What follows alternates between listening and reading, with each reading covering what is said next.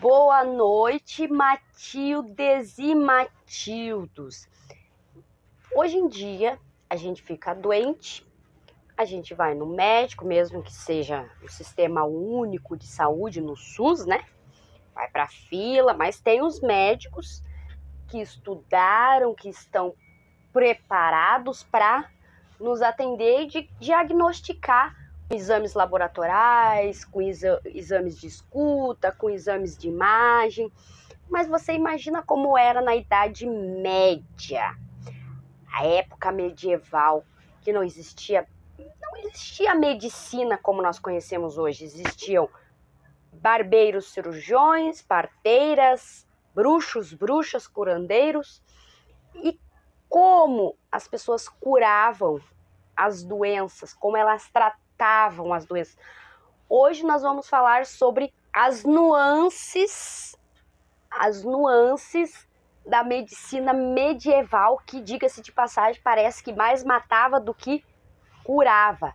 Vem comigo que eu vou te contar essa história. Caiu na boca de Matilde e virou o assunto. Começávamos a explicar o que é a Idade Medieval, a Era Medieval ou a Era das Trevas. O período medieval foi um período da história que durou aproximadamente 10 séculos, ou seja, 1000 anos, é muito tempo. Teve início lá por volta do século V, ano 476 depois de Cristo, com a queda do Império Romano do Ocidente, e durou até o final do século XV, com a tomada de Constantinopla pelo Império Otomano, lá por volta de 1450. Nesta época, a Igreja Católica ela tinha amplo poder sobre as decisões das pessoas. Primeiramente, a Igreja Católica não acreditava, ela pregava que se você está doente, se você está com algum problema de saúde, é uma punição divina, é um castigo, porque você cometeu algum tipo de pecado ou, no caso das crianças, estão pagando pelo pecado dos pais. Os membros da Igreja Católica, eles não recomendavam buscar nenhum tipo de auxílio além do que era recomendado, que era o quê? Oração e penitência. A igreja dizia que se você orar, se você colocar os seus joelhos no chão, se você implorar pelo perdão de Deus, pelo pecado que você cometeu, você poderia ser salvo daquela doença que estava lhe acometendo, e então você seria perdoado e você seria salvo. Caso você fizesse essas orações, essa penitência, e ainda assim você não obtivesse a cura daquela doença pelo qual você estava solicitando através das orações a cura, era preferível você morrer para se salvar na vida eterna do que permanecer em pecado na terra. Os antigos textos gregos sobre medicina do Hipócrates, que é conhecido como o pai da medicina, eles ficavam confinados nos mosteiros da igreja. Nós estamos falando da Idade Média. Na Idade Média, pouquíssimas pessoas sabiam ler. Aquelas que sabiam ler eram de classes maiores, eram, digamos assim, que tinham riqueza, era da burguesia. Não era o povão, nós. E mesmo essas pessoas que tinham acesso, digamos assim, a uma educação formal, que sabiam ler e escrever, não tinham acesso a esses livros. Nesta época, na época medieval, quase não havia conhecimento nenhum sobre anatomia humana. Eles sabiam o que é visível ao olho nu, que temos 2 braços, 2 olhos, uma boca, 2 pés, cabelo, pele, mas eles não sabiam praticamente nada sobre os órgãos internos, sobre a anatomia de veias, de vasos, artérias. algumas pessoas tinham uma pequena noção de como poderia ser o corpo humano na parte interna, devido a cuidar de animais, porque abriam o porco, abria a vaca, abria os animais, e percebiam que aquele animal tinha um coração, que tinha um fígado, que tinha um rim, que tinham as tripas, enfim. Então, o conhecimento da anatomia, ele era praticamente nulo por a grande maioria das pessoas. Os monges que tinham conhecimento, que tinham acesso aos livros gregos escritos por Hipócrates, eles, durante algum período, eles praticavam a medicina, digamos assim. Eles realizavam cirurgias, eles realizavam tratamentos, porém, daquelas pessoas que tinham condições, que tinham dinheiro, ou seja, da nobreza. Então, a população ela tinha que buscar recursos, buscar auxílio de outras maneiras. Em 1215, o Papa, reinante na época, proibiu os monges de fazer esse tipo de cirurgia. Por quê? De cirurgias e tratamentos. Porque mesmo que eles realizassem essas cirurgias apenas para os membros da nobreza, quem tinha dinheiro, a igreja entendia que se essas pessoas estavam procurando recursos da medicina, digamos assim, é porque eles estavam com a sua fé abalada, ou seja, o poder da igreja então estava diminuindo. Então eles foram proibidos de praticar a medicina da maneira que era praticada por eles, que era de uma forma bem básica e grosseira. Por exemplo, as cirurgias, se você precisasse fazer uma cirurgia, você era um soldado, você foi ferido no campo de batalha por uma flecha. A maneira como eles retiravam, como eles tratavam esse ferimento, eles simplesmente pegavam a flecha e puxavam, o que aumentava o buraco, a perfuração, e depois disso eles pegavam um ferro quente, cauterizavam a ferida, com o intuito de que esta ferida não infeccionasse e acabasse levando à morte. Os ferimentos por espada também na batalha, dependendo em qual parte do corpo que esses ferimentos foram. Se você, por exemplo, foi atingido no braço, na perna, no peito, nas costas, existia a possibilidade de amputação. Se era nos membros inferiores ou superiores, no caso, braços, pernas, mãos, pés, eles simplesmente amputavam o órgão, cauterizavam com ferro quente e rezavam literalmente para que aquela pessoa não morresse por uma infecção. Não era feito absolutamente mais nada. A anestesia não existia naquela época. O que existia? Bebida alcoólica que eles davam para as pessoas para aliviar, digamos assim, um pouco a dor. Eles jogavam, igual a gente vê em filme de guerra, jogavam a bebida nas feridas, que faz bastante sentido, inclusive, para dar uma limpada.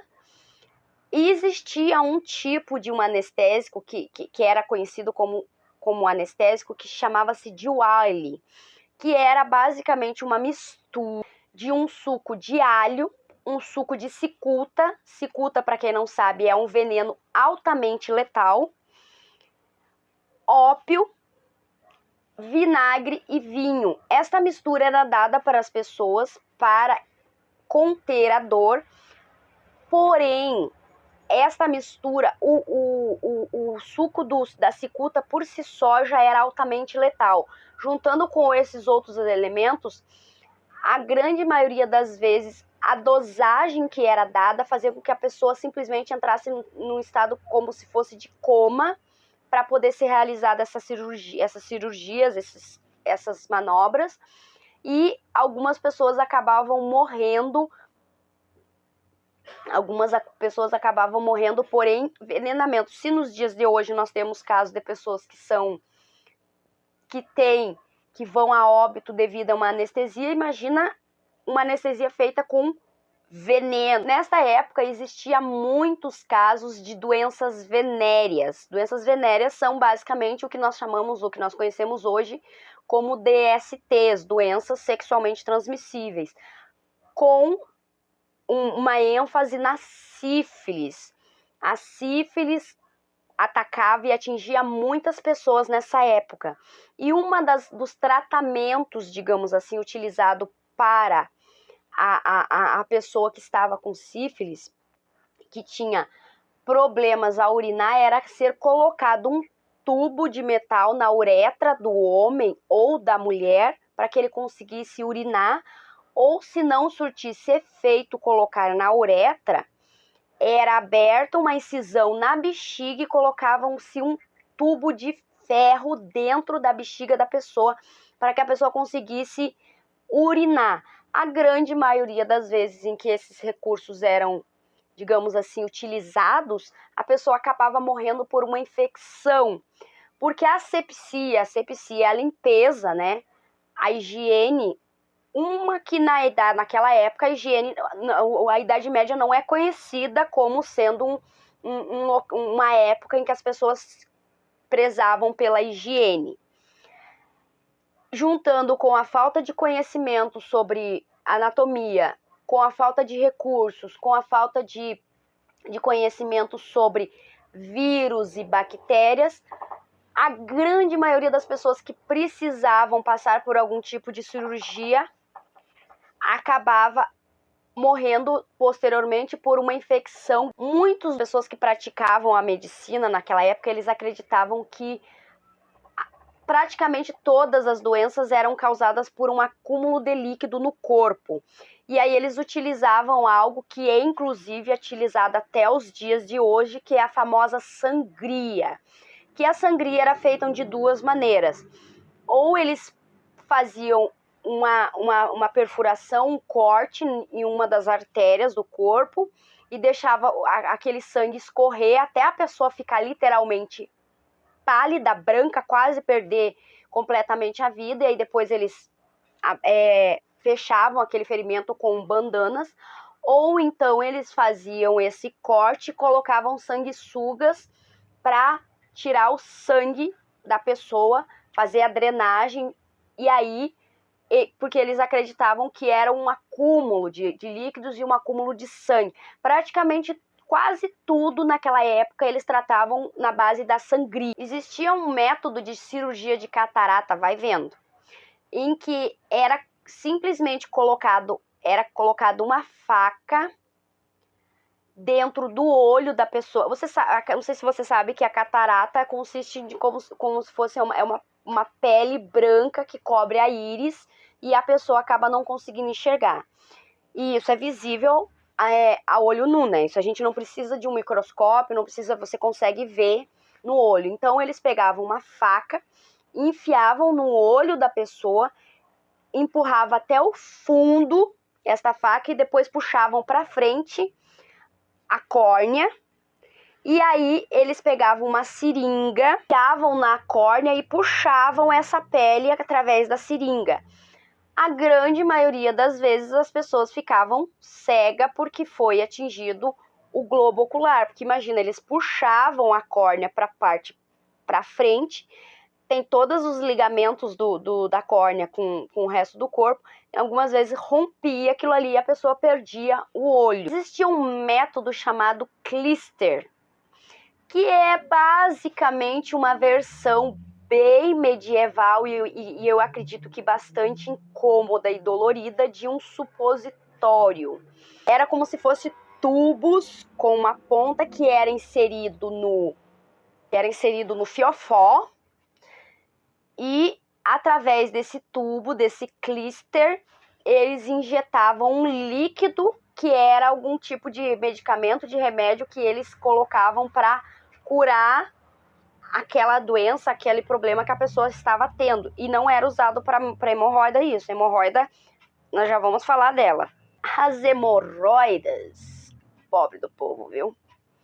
As hemorroidas, elas eram tratadas com ferro quente, exatamente. As hemorroidas, a pessoa ficava em uma posição ingrata e alguém com um ferro quente ia lá e queimava as hemorroidas. Existia uma outra tática que eu acho que até é um pouco pior. Eles simplesmente puxavam a hemorroida para fora e eles arrancavam com uma unha, igual a gente arranca pelo.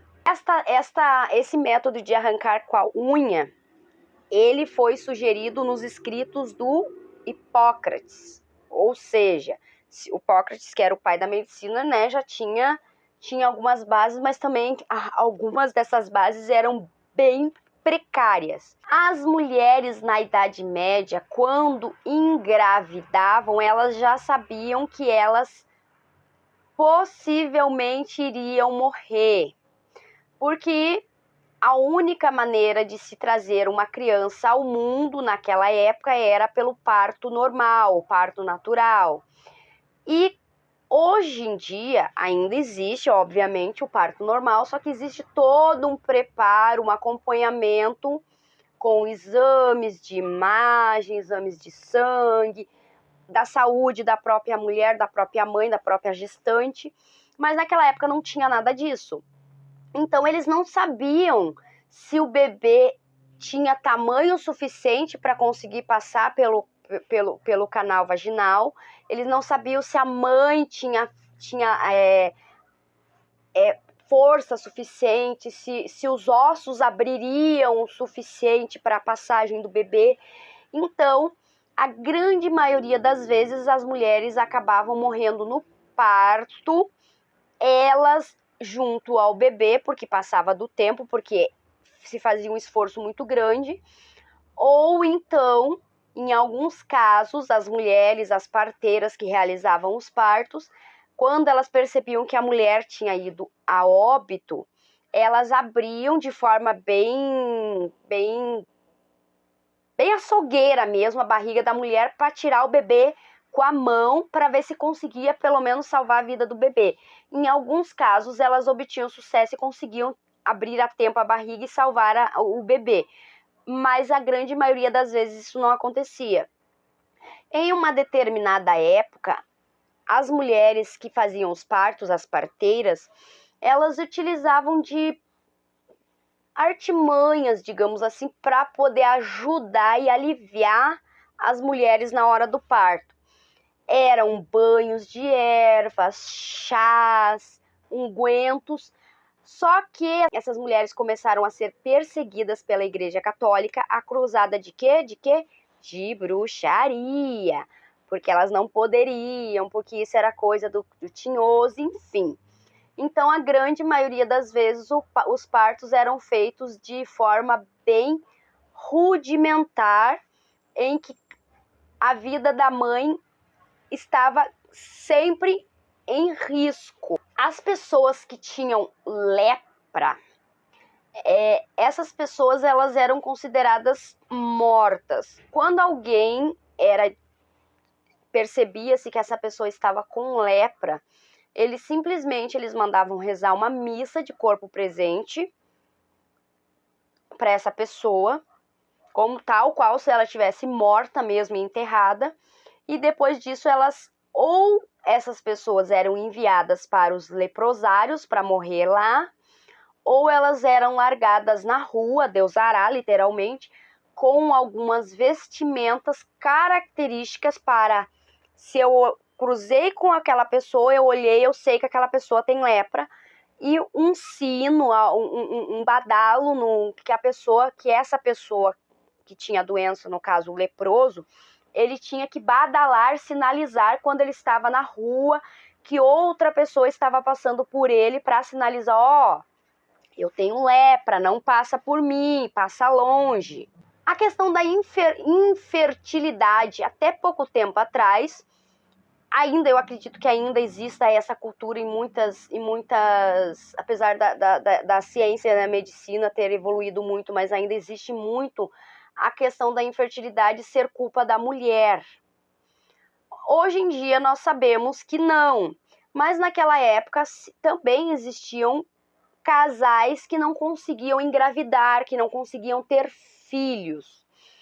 E aí existiam alguns testes de fertilidade para saber se era o homem que não conseguia procriar ou a mulher. Um desses testes, por exemplo, era o homem e a mulher urinavam em um pote cheio de farelo de serragem, e deixava esse pote ao luar, ao relento, dia e noite, durante 10 dias.